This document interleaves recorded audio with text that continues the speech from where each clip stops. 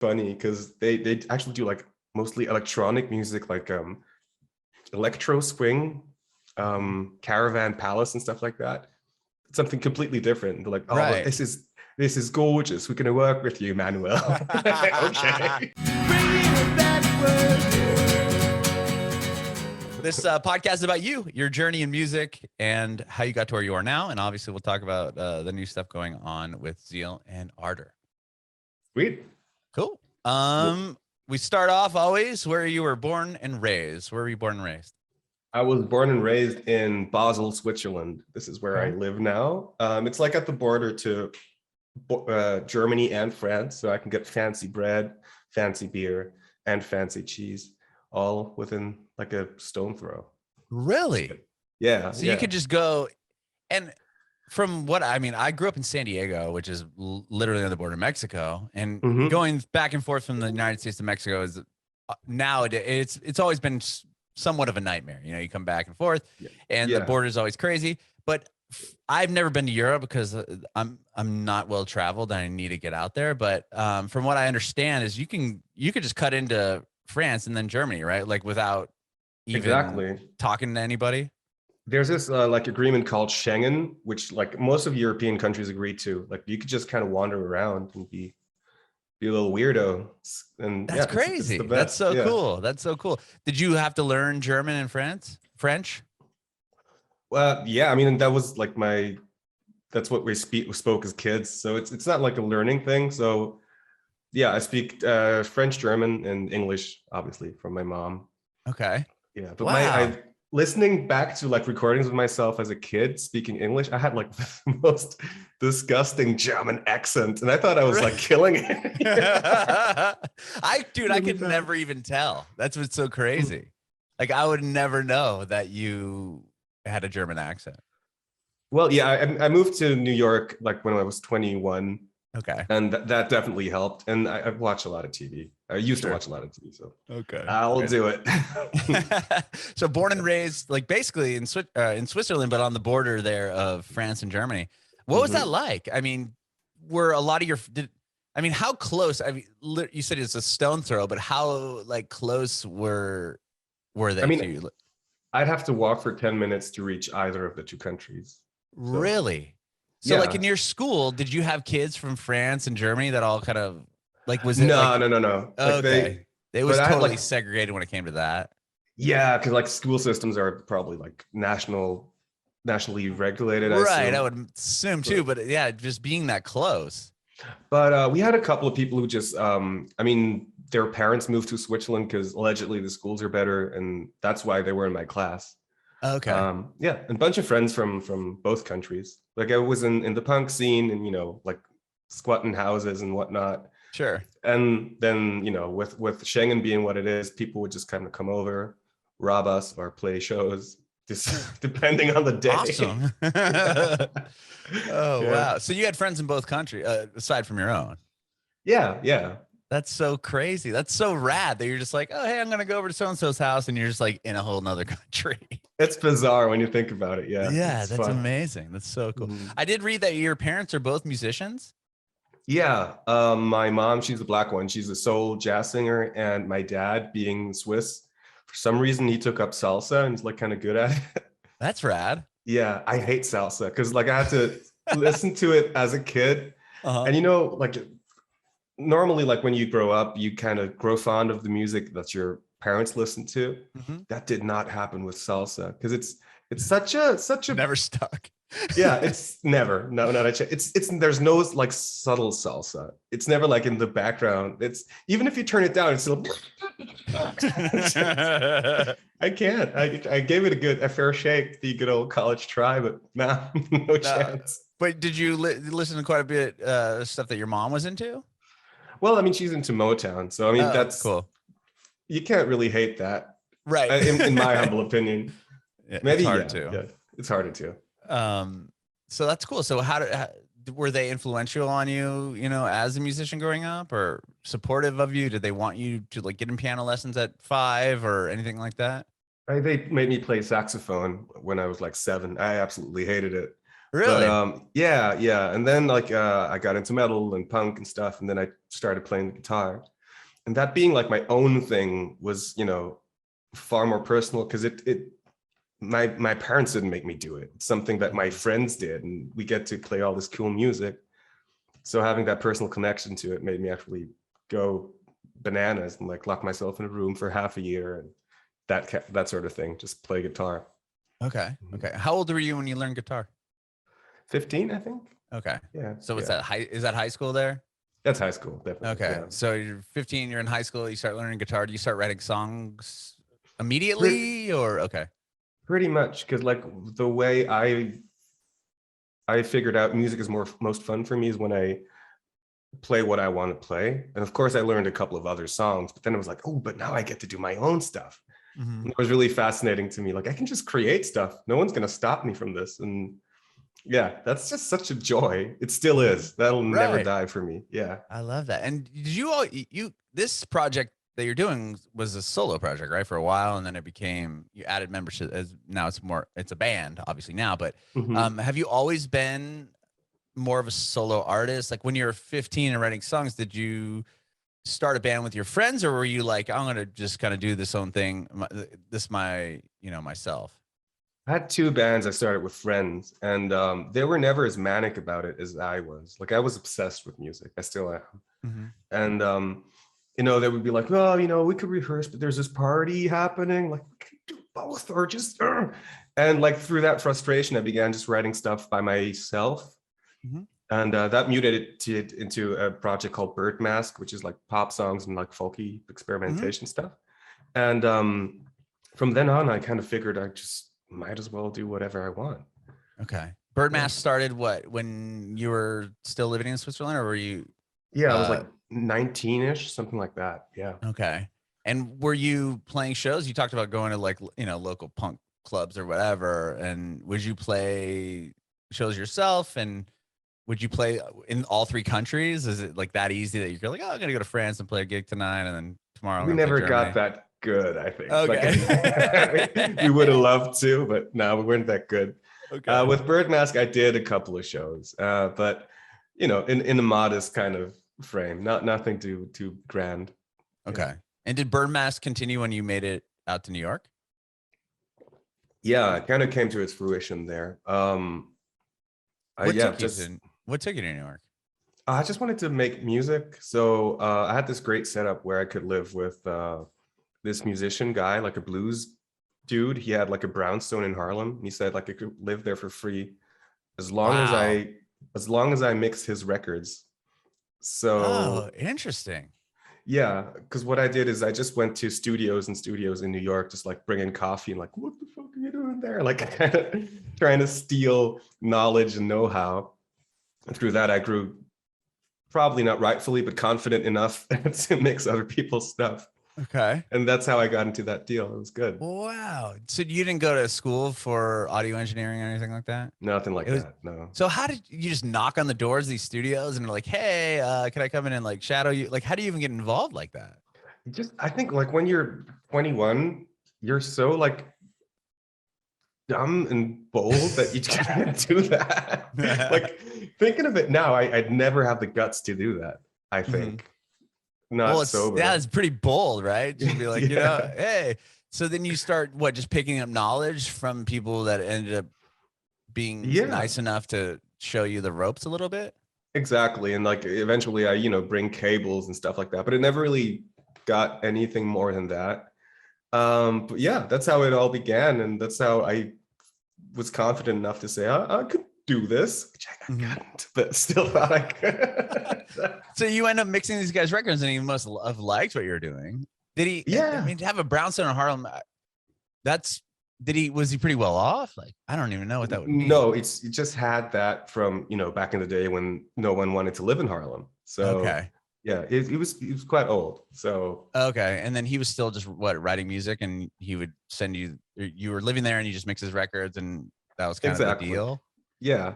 Wow. And you were always working on, when did you switch from doing the Bird Mask stuff to Zeal and Ardor? that was like a couple of years into the New York stint. Like I think 2014 is when I put out like this first EP that I scrubbed from the internet successfully. Yeah, it was like around then. Because I kind of grew bored with the whole pop thing, and I figured like just make the weirdest music that only I will like.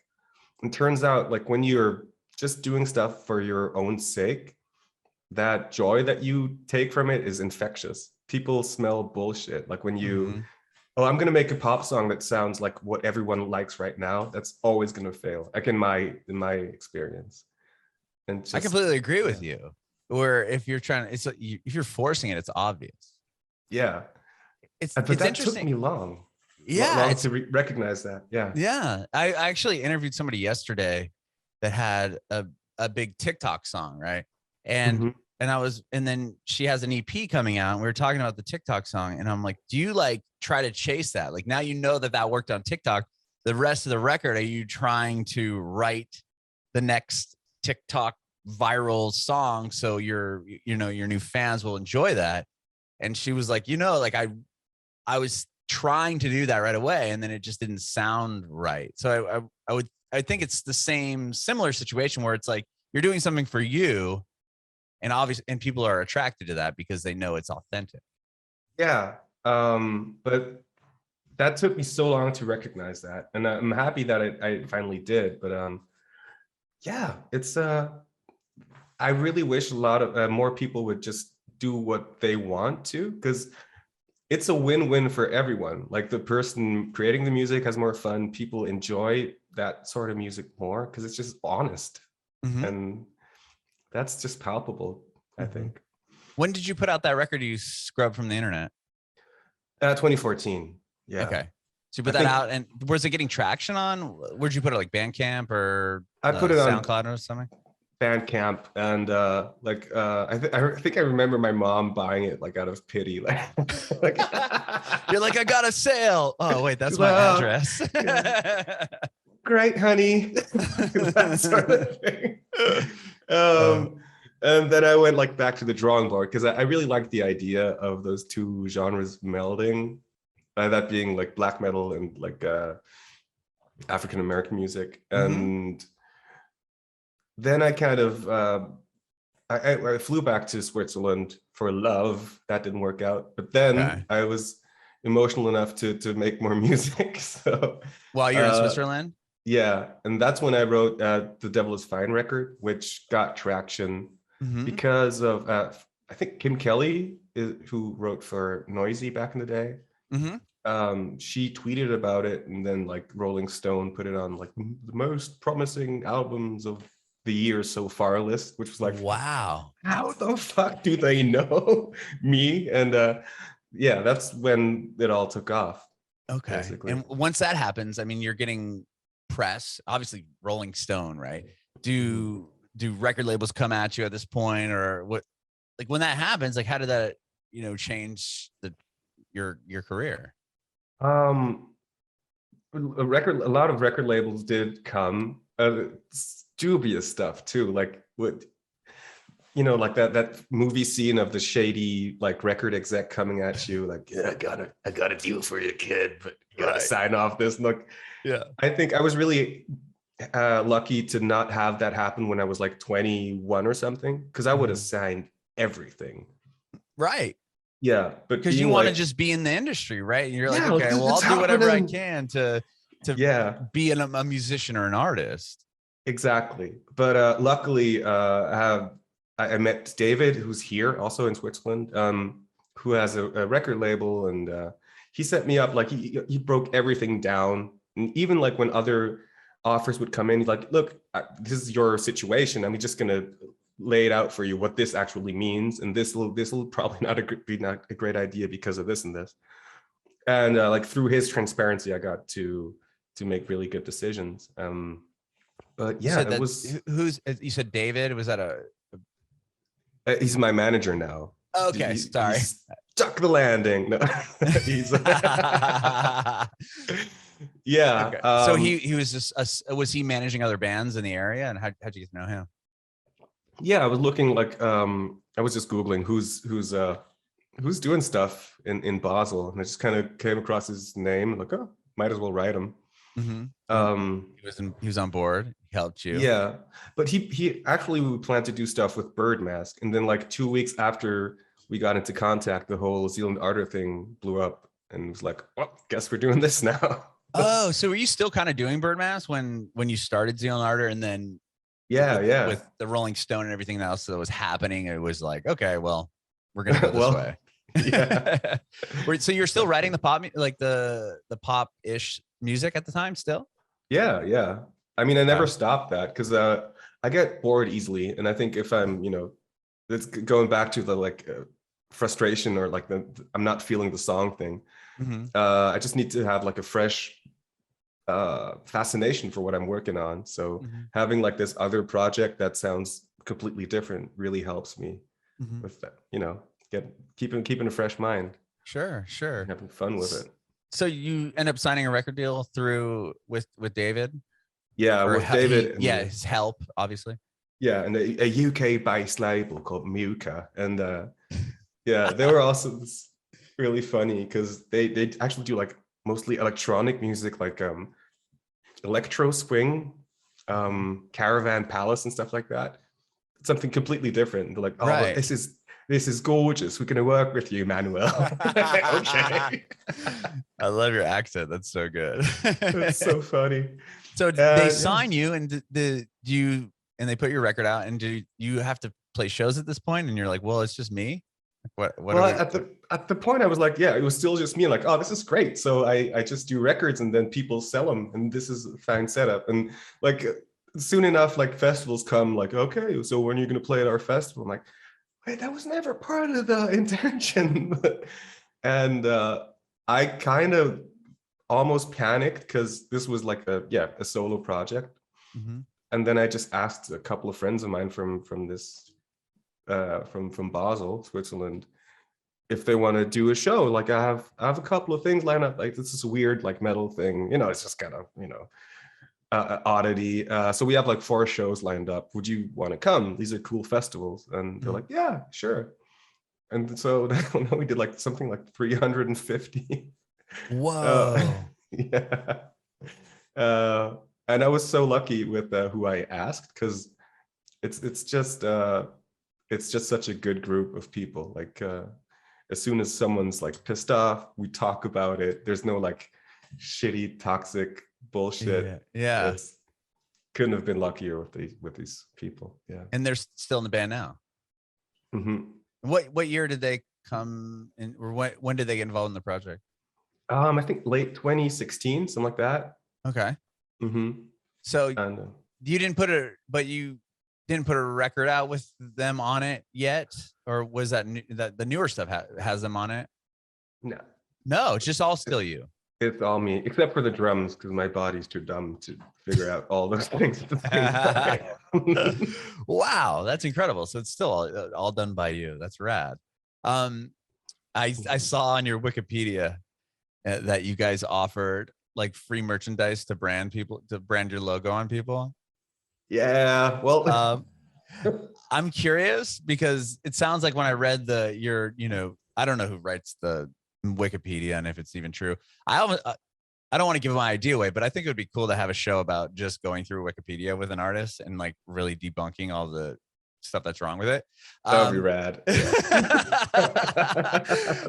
But it said that you kind of did it just because you didn't think anyone else would actually bite and do it. Yes. So how does that? So how did the word get out that you're doing this? Did you put it up on like social media, like, hey, we're gonna offer, and what was the prize? What's the free merch? Like a t-shirt? You get to choose. I mean, at that point, like, come on. No, that's what I was wondering. What was that? Like, how do you bait them? Like, you're like, all right, if you brand my logo on you for life, I'll give you this t-shirt. Here's the thing: we didn't advertise it. Like, we had our merch table, and next to that is like this branding iron and like a torch, right? So people are like, oh, what's that? And you're like, yeah, this is no one, obviously we never persuaded someone to do it, but we just said, like, if people get brands of the logo, you can have whatever merch you want because you're, a servant now. We put it like that. Okay. And for some reason, 8 people like, oh, that sounds brilliant. That sounds like a great decision. We're all 8 people on the same day. No. Okay. Was it like one a day, like one a show or something? Something like that. I think there was never, I think one night we had like 3 people. And that was also the night when I figured, okay, like this can't go on. Like I don't have a great team of lawyers at my disposal. Oh man. I mean, it's not even a tat, it's a brand. Ouch. Yeah, it hurts. And what I also learned is like the whole like smelling sensation of it. I thought it would be like maybe charred meat. And it makes sense, but it still shocked me when I noticed it's just burnt hair mostly. Oh yeah. Yeah. Yeah. Yuck. Yeah. Wow. And then what do you just wash the thing off and go to the next? I mean, it's sanitized because it's super hot. Right, and yeah, right. we just kind of tend to the wound. Just, look at the person. Are you okay? Because you just made a terrible decision. And yeah. Where were the brands? Were they all in the same spot? I know I'm kind of going off on this, but I'm so curious. Most people went for the back, which is ow. It's a bad idea because you have to wear a shirt and even a backpack, in normal life. So you have like this open wound. Some people went for the thigh, where the skin is also like kind of thin. It's never a good idea. Like there's no scenario or place in your body where like, okay, there's fine. This is a great spot to get a brand. Yeah, I would think somebody would want to do it here, but like that's so blatant in people's face. But I guess I mean, if you're willing, you have a tattoo around there. You know that it's not gonna feel great. Right. Actually, the worst is like here, man. This is brutal. Yeah.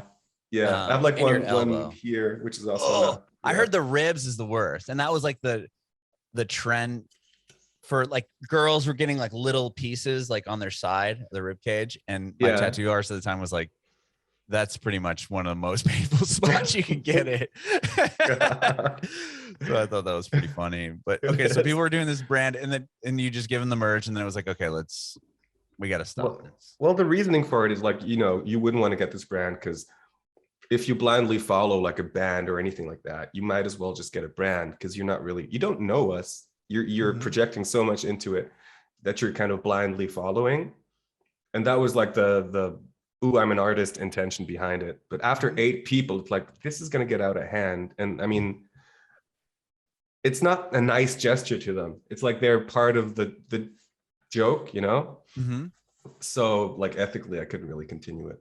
Right. Also, like I was thinking about like, they might sue the fuck out of me someday. Maybe. Yeah. Well, from what, 2018 to 2020 when the pandemic hit, you didn't put a record out, right? We put a second one out, called Stranger Fruit. And you did. Okay. Yeah. Oh, you did. I'm oh my God. You did that in 2018. I'm so sorry. Good. Tell me about that record. Tell me about the record. Well, it paled in comparison to the new. No, it's it was like my first actual record. I went to a studio and like, worked with the producer who kind of had like the Rick Rubin approach of like just discussing things like, what's your intention with this line? And, are you sure about this instrumentation? And that was really good. But I felt I learned enough to pursue, making records on my own after that. Okay. So that was the only record you did in a studio setting. And was that because you had a label and they were like, you should get into the studio with this guy? Pretty much. Okay. And after that record, they said, look, okay, I mean, you can get into a studio again. Like, this is the budget. And I'm looking at one of our singers, Mark, kind of like, with that money, I think we could build our own studio. He's like, yeah, we could. And that's what we did. So now we have our own studio where we can also record our friends. And that was a really fucking good decision. Oh yeah. Because now you got this studio that was funded by somebody else. Yeah. Oh wow. So between you put the record in 2018, I'm sure you did a ton of shows in support of it. Yeah. That was fun. We toured the world twice, basically. Oh, wow. It's bizarre. Mm-hmm. What was that like? Were you on a support show? Like, what was that like? We did like headline shows in Australia, New Zealand, in fucking Brazil, all over the US, all over Europe.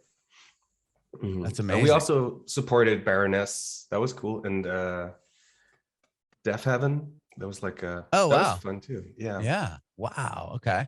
And were you on the road, or what were you up to come, the beginning of 2020 when everybody is, now stuck inside and the pandemic hits? And were you working on what became Wake of the Nation at that time, or no?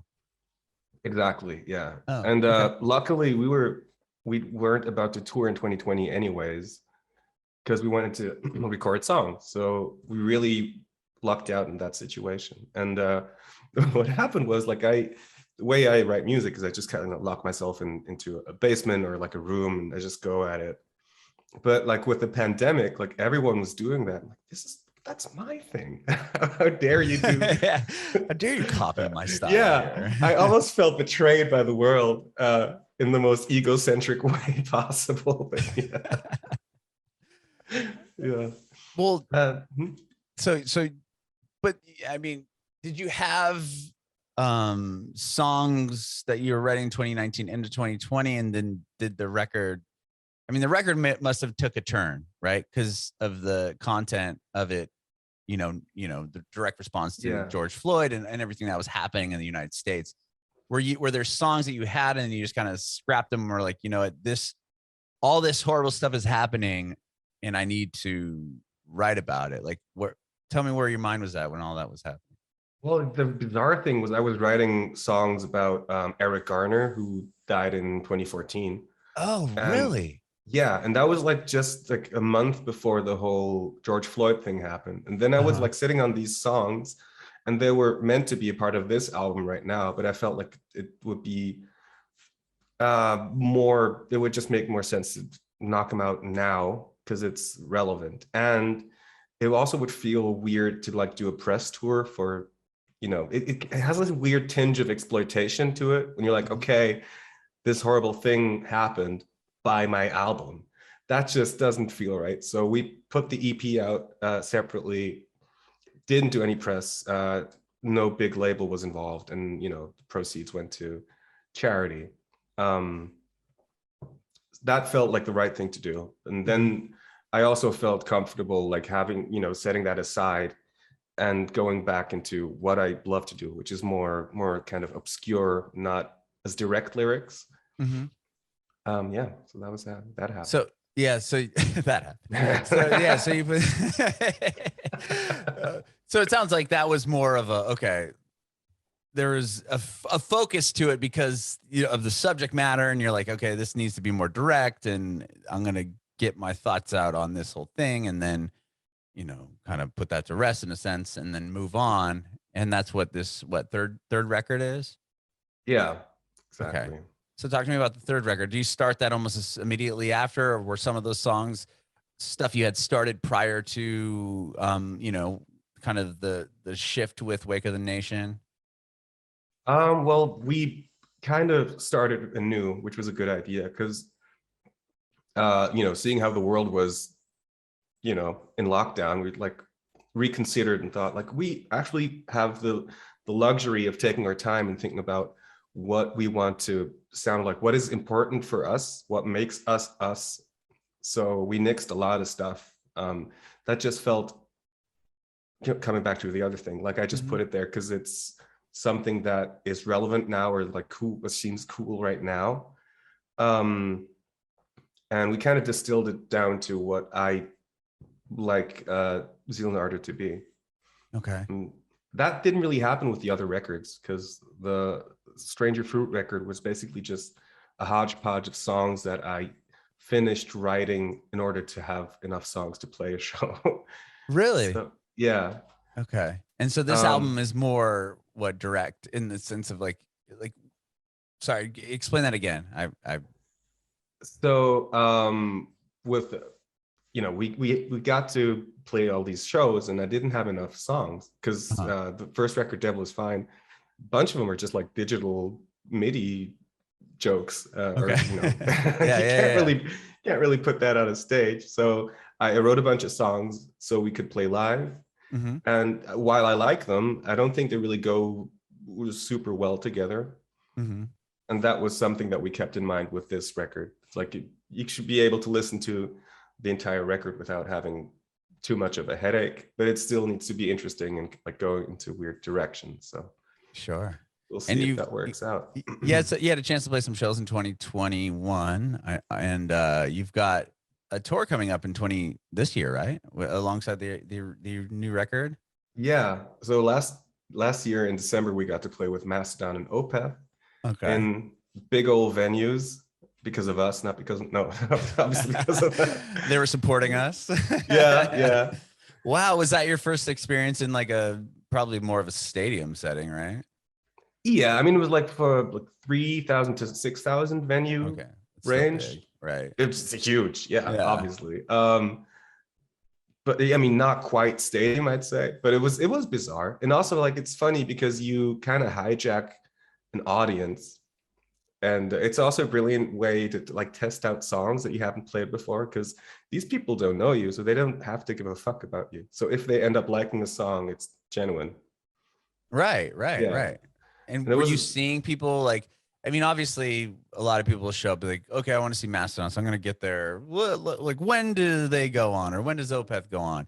Do you feel like you were able to win over a lot of people that were in the crowd there, maybe for Mastodon or Opeth? I mean, it felt like it. We played that. The coolest thing was we played the Grand Ole Opry as like an opener. In Nashville? Yeah. No way. And we finished and we got like a standing ovation. We were like, what the fuck is going on? That's so rad. What a place to this funny is I've recently moved to Nashville. Oh shit. Yeah, we've lived here about 9 months now. And I still haven't been able to really go to a show. Like I've got 2 kids and COVID, and then bands weren't touring, and then they were touring, and then they weren't, and then I know people are touring now, but I've been to the Grand Ole Opry twice just to like be outside and look at it. And to imagine Opeth playing there is just so bizarre to me. It was also like in the dressing rooms you see all like the pantheon of like country royalty, like there's posters and like photos of them, like what the fuck are we doing here? But I mean it seemed to work out. But Nashville is a riot. Like we got there at 11 a.m. and there was bands playing, and like not just in every restaurant, I guess there was just like live music.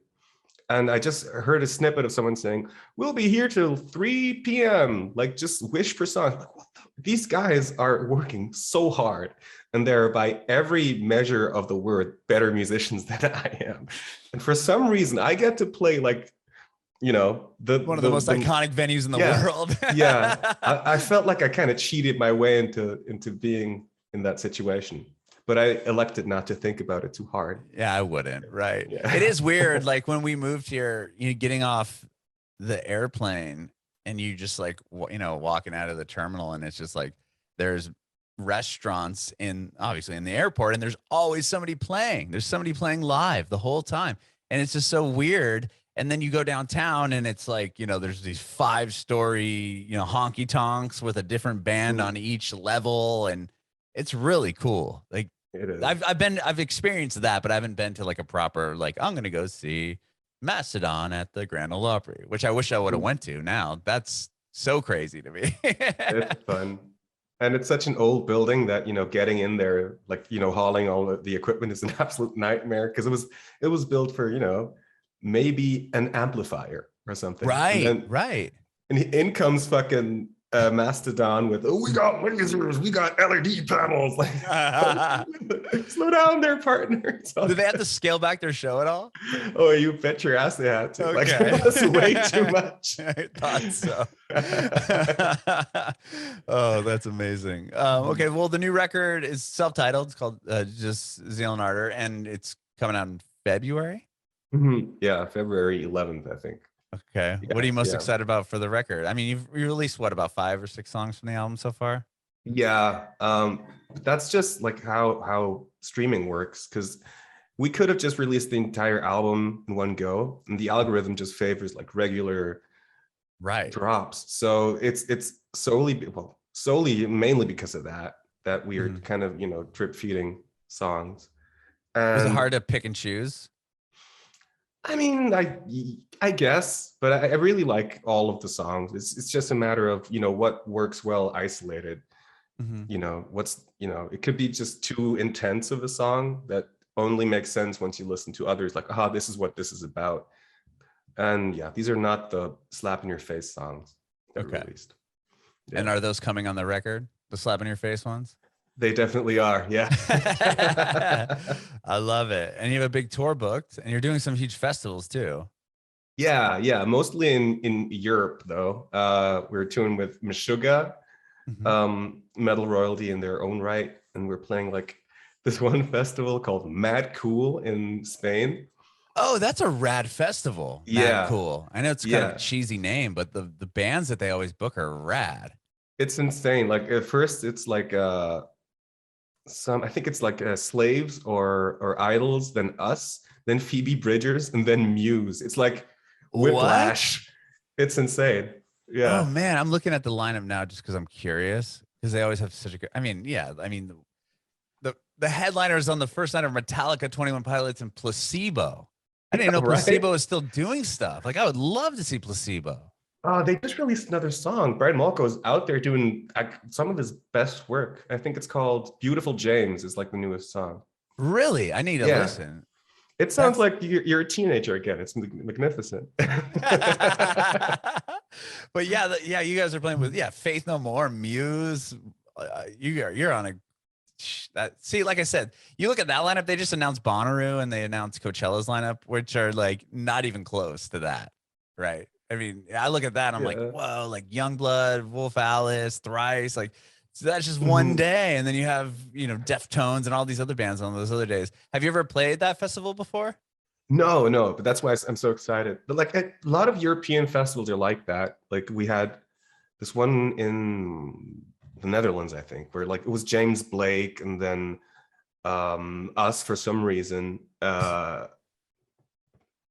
What's Aurora, I guess, and then Radiohead.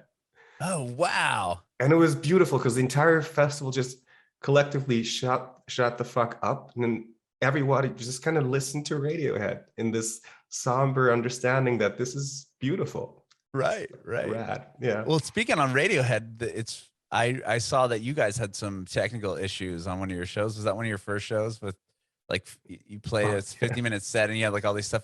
I saw Radiohead at Coachella when they headlined it. I mean, they've headlined it a handful of years, but the most recent time they headlined it, and now that they do 2 weekends, I was there on the first weekend and their sound blew out, like pretty much almost their whole set. Oh, no. So they played and it was just like nothing was happening. But you guys had the same situation. Was that like an early show in your career? It happened twice. It was one of like the first shows at Roadburn, which is like this huge tastemaker avant-garde metal thing.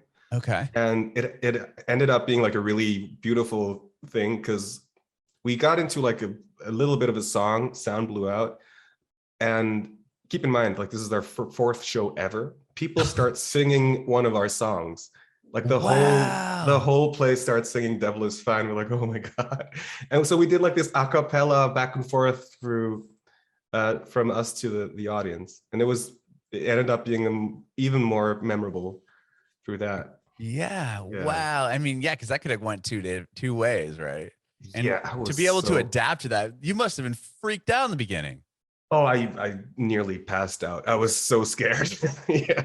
Oh my gosh. Yeah. Well, that's crazy. That's so awesome that you guys were able to have, support and then able to really work through it. And now it's this big memorable thing kind of in your career. Yeah, but it's like 100% due to the people there. It's incomparable. That's so rad. Mm-hmm. Well, Manuel, I appreciate you, man. I can't wait to hear the record when it comes out. I've like I said, I've dabbled into the songs you've released so far from the album, and I can't wait to hear the rest of the record. Are you doing the US anytime soon again? We're trying to do a headline tour end of the year, but like it's touring, it's just difficult to book in the winter since there's probably going to be new variants every season now. And right, of course. We're staying optimistic. We're trying to make it happen, but grain of salt there. Sure. What's the situation in where you're at as far as Like, are you guys locked down at all? I know like certain countries are like back to like full on like stay in your house type situation. Switzerland is huge on like personal freedom, so they're really not eager to lock down, which we should. And I think we'll end up doing it anyway. We'll see how it goes. Yeah. But right now, you could go out and play a show and go hang out with your friends. No. You can't play shows. But I mean, there's not like a lockdown. You can't play shows. No. Oh, so shows are still happening here. I figured it'd be. Oh, no shows. No, people are still afraid, but there's like this whole, I mean, not everyone is, enthusiastic about getting vaccinations as they are in the US. So, okay. Yeah, it's interesting. Bizarre. That's really interesting. Well, again, thank you so much, Manuel. I have one more quick question. I want to know if you have any advice for aspiring artists. Yeah. Don't try to copy anything. Like you can be you, and that's something no one else can do. And I think that's worth exploring. Bring it back.